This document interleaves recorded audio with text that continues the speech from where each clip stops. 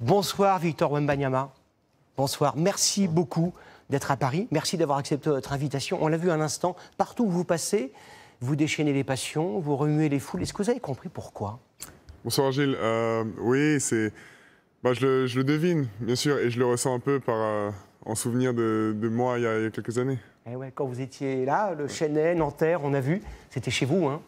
C'est ça, donc c'était important pour moi de faire un retour, de retourner là-bas et d'essayer de marquer un peu la jeunesse si possible. Vous avez revu quelques-uns de vos copains du basket de ces années-là, Nanterre 92, Chennai? Ouais, des anciens coéquipiers, des connaissances, du staff sportif, mais aussi des personnes qui s'occupent des salles, que ce soit des personnels de ménage, etc., qu'on reconnaît. Au jeune homme de 21 ans que vous êtes, j'ai envie de poser une question très simple. Est-ce que vous arrivez aujourd'hui à avoir une vie normale, une vie personnelle, des copains? Normal, non. Rien qui s'en rapproche, mais des passions normales et des relations humaines normales, ouais. Parce que c'est aussi quelque chose que je m'efforce de maintenir. En fait, ça fait partie du job. Accepter à 21 ans de ne plus avoir une vie tout à fait normale. Ouais, bien sûr. Mais bon, voilà, c'est exactement, on peut pas faire sans. Et voilà, j'essaie de m'en servir et de l'utiliser positivement. Vous avez gardé le lien avec la France. Vous faites partie de ceux qui ont insisté pour que ces 2 matchs de la NBA que vous allez jouer à Paris, ce soit à Paris, pas dans une autre capitale européenne. Vous ne voulez pas couper ce lien, en fait? Absolument, parce que j'y tiens. Et oui, si je le pouvais, les Spurs joueraient tous les ans à Paris. On l'a dit, vous êtes très jeune. À cet âge-là, souvent on a une passion, c'est les réseaux sociaux. Vous y êtes très peu, quasiment pas. Ouais. Pourquoi? Parce que même si on se dit toujours que voilà, les critiques par exemple, ça peut nous motiver, ça peut nous pousser à une motivation supplémentaire. Je pense que ça a quand même un impact négatif, les retours négatifs à répétition. Donc je veux mettre toutes les chances de mon côté et protéger mon physique autant que mon mental. Donc je m'en éloigne.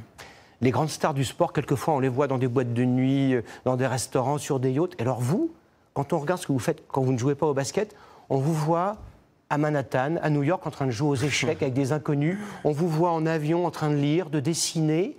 Il y a quelque chose en vous qui est à part.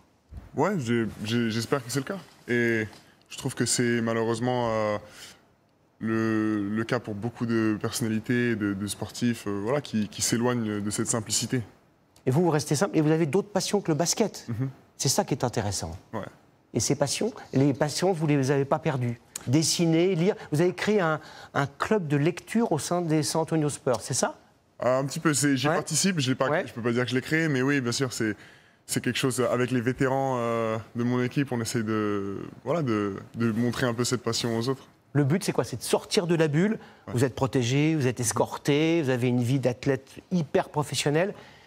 Voilà, vous essayez un peu de respirer ailleurs, c'est ça? C'est un moyen, oui, de redescendre après les soirs d'énormes intensités de match et d'énormes contraintes et pressions, de s'éloigner un peu de tout, de se mettre dans sa bulle. Vous n'aimez pas qu'on parle de votre taille. Et LeBron James, l'une des grandes stars de la NBA, il ne parle pas de votre taille, mais il dit de vous, vous êtes un alien par votre talent et votre potentiel. Tony Parker, que l'on connaît bien ici, il dit de vous que vous serez dans 2 ou 3 ans le meilleur joueur de la NBA. Vous voulez marquer l'histoire, vous avez cette ambition-là? Bien sûr, c'est à tous notre rêve déjà d'atteindre la NBA, mais aussi de faire de grandes choses dans notre sport.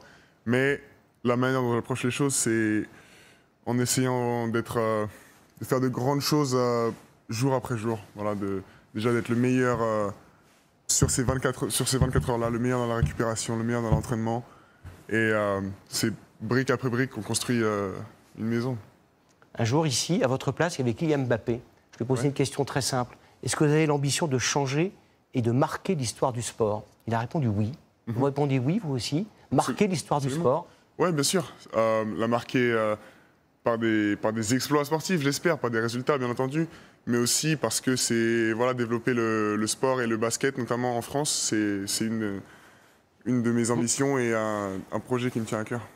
La dernière fois que vous étiez en France, on vous a vu en pleurs, il y a une photo de vous en pleurs, ayant perdu la finale des Jeux Olympiques, c'était à l'Accor Arena, dans cette salle où vous allez jouer bientôt. Est-ce qu'on va vous revoir à Paris ou ailleurs, dans une compétition où vous battrez enfin les Américains. Les Jeux Olympiques en 2028, c'est à Los Angeles. Ce serait bien de battre les Américains. Bien sûr, de toute façon... C'est possible ou pas? Bien sûr que ça l'est. Et de toute façon, en tant qu'équipe de France, en entrant dans une compétition, c'est uniquement pour la gagner, rien d'autre.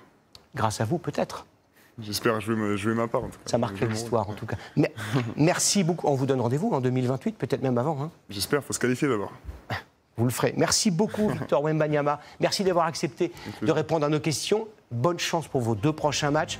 On espère vous revoir, évidemment, très bientôt en France. Vous êtes ici, chez vous. À très bientôt. Merci d'être venu nous voir. Merci, Merci beaucoup.